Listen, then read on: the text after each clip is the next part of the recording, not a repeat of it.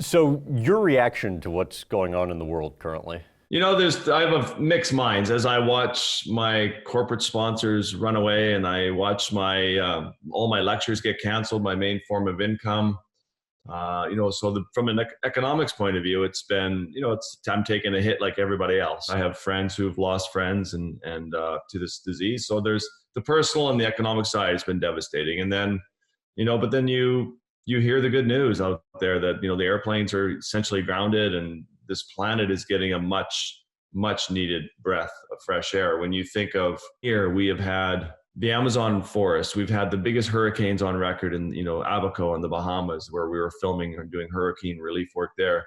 You think of, Australia and those devastating fires, and then now this pandemic all in 1 year. And it's just like, if this does not wake us up, Graham, then I don't know what is. You just sort of feel like it's all lost. It's good to know that we are able to come together and address a major global problem, and you realize how small the earth is, and we can rise up and fix things. I mean, here's a planet that wants to take care of us, and we just need to take care of it in return, and it could be a good symbiotic relationship with this earth if we do our part. Based on the response failures and maybe failures to proactively prepare for this pandemic, how much does that add to your concern about where we're headed with climate change?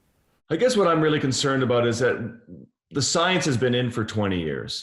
Really in the last 10 years, scientists are like, okay, the models were not even correct. The models were understated. This is bad. Climate change is really serious. This pandemic is tiny compared to what's coming down the pipe through climate change. But so I'm actually sitting here at home in beautiful British Columbia, looking out at the ocean. Whales are going by. And I'm hopeful. I'm hopeful that. What makes you hopeful, though? I mean, in light of what you're saying, we are capable of a reaction. I think leadership is going to change both in Canada and the U.S. at some point. I think that at some point we're going to have leaders who step up and really. And I think also what I'm hopeful about, forget the leaders. We the people are going to rise, and we the people are going to steer, survival for us and for ultimately for this planet, because it is our only home. So I mean, when are we going to do it? It's beautiful. I'm hopeful because I can see that we're capable of massive global reaction to a problem, and that reaction is needed on a bigger scale to our planet. This has been a little slap in the face. It's been a little wake up call, and I'm trying to stay positive.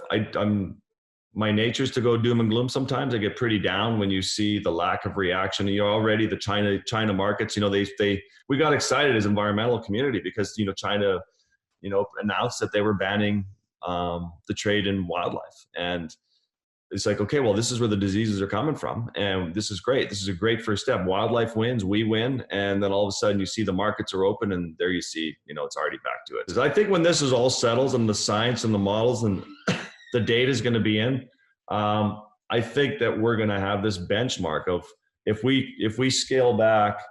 My dogs just came home. Hi guys.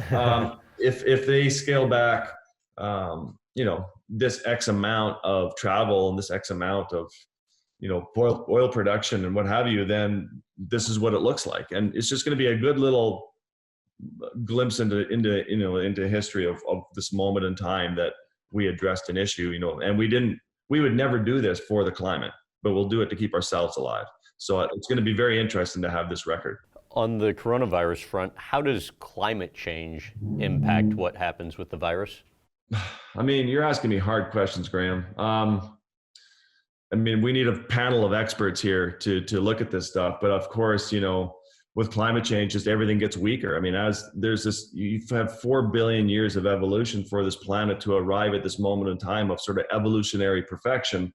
And you start chipping away at it. And basically the planet gets sick, and the planet, is fighting. It's putting out these diseases, and it's coming from the wildlife. It's coming as we start to run out of our own food, and we get involved, and we need to make a living, and we get involved in the wildlife trade. We get involved in wildlife trade. We're coming into touch with these diseases. We're eating diseased animals, and then we pass that on to other humans, and off we go from whether it's from bats or pangolins or, from eating monkeys or, so that's, the planet's, everything's always trying to find a balance. Things fight back. And right now I feel like the planet's fighting back. What's your gut tell you about when you'll be able to start traveling again? We have a trip. We're doing an Amaze campaign where we're asking people to, buy basically like raffle tickets to come and film big coastal brown bears with me this fall.